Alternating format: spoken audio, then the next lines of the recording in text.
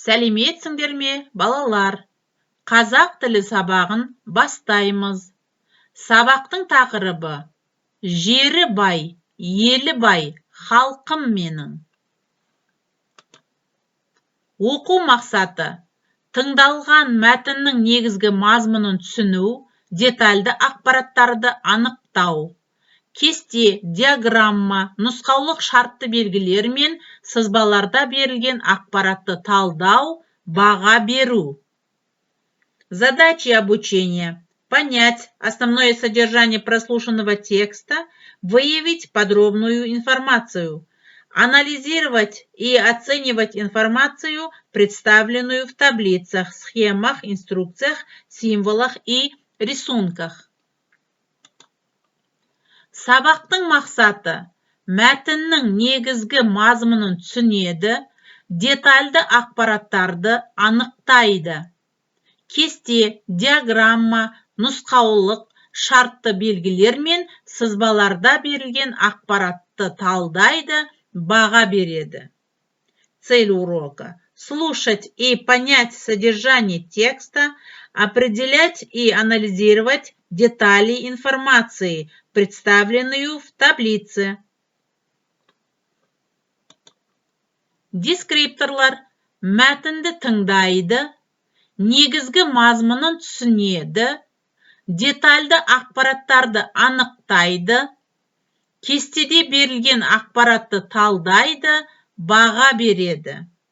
Дескрипторы: слушает и понимает содержание текста, определяет детали информации и анализирует, оценивает информацию, представленные в таблице. Жаңа сөздер.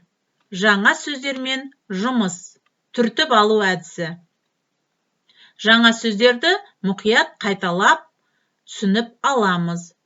Жүргізген, бұрғылау, тереңдіктен, бұрқақ, мұнай бұрқағы, атқылаған, құрал, жылынады, алдын алады, байыт, көмірсутек.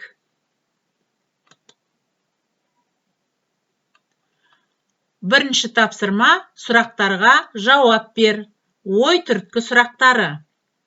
Қазақстанның мұнай-газ саласы қай өңірде орналасқан? Қазақстанның мұнай-газ саласын дамыту үшін не істер едің? В каких регионах Казахстана расположена нефтегазовая промышленность? Что бы вы сделали для развития нефтегазовой отрасли? Үшінші тапсырма: тыңдалым, оқылым. Мәтінді тыңдаймыз. Қазақстан мұнайлы мемлекет. Мұнай қоры еліміздің батыс бөлігінде орналасқан. Жыл сайын 32 миллион тонна мұнай өндіріледі. Жаһанда мұнай өндіруден 18-ші орында. Қазақстанда мұнай құбырын 10 мың шақырымға дейін жүргізген. Мұнай өндіретін 32 станция жұмыс істейді. Батыста мұнай кені бар екенін қазақтар ертеде білген. Олар мұнай мен адамның, малдың жарасын емдеген. Алғаш бұрғылау жұмыстары Қарашұңғыл жерінде жүргізілген. 1899 жылы 40 метр тереңдіктен алғаш мұнай бұрқағы атқылаған. Осы кезден бастап ұлы дала елінде мұнай өндірісі басталды. Ал Доссарда 1911 жылы 226 метр тереңдіктен мұнай бұрқағы атқылаған. Осы жерде Қазақстандағы алғаш мұнай өндіру өнеркәсібі салынды. Міне балалар, мәтінді тыңдап алдыңдар. Енді мәтінді түсініп оқы. Қою қаріппен берілген сөздердің мағынасын анықта. Мәтінде қандай мәселе көтерілгенін айтып, стилін анықта. Бағалау критерийлері: мәтінді тыңдайды, түсініп оқиды, мәтіннің негізгі мазмұнын түсінеді. Екінші тапсырма, жазылым тапсырмасы. Суреттерді төмендегі сөздермен сәйкестендір. Сөйлем құра. Еліктеу сөздерді мағынасына қарай қолдан.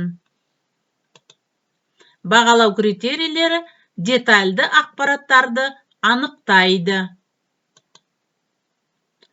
Төртінші тапсырма, айтылым, жазылым тапсырмасы. Мәтінде берілген ақпаратты талдап, баға бер, кестеге орналастыр.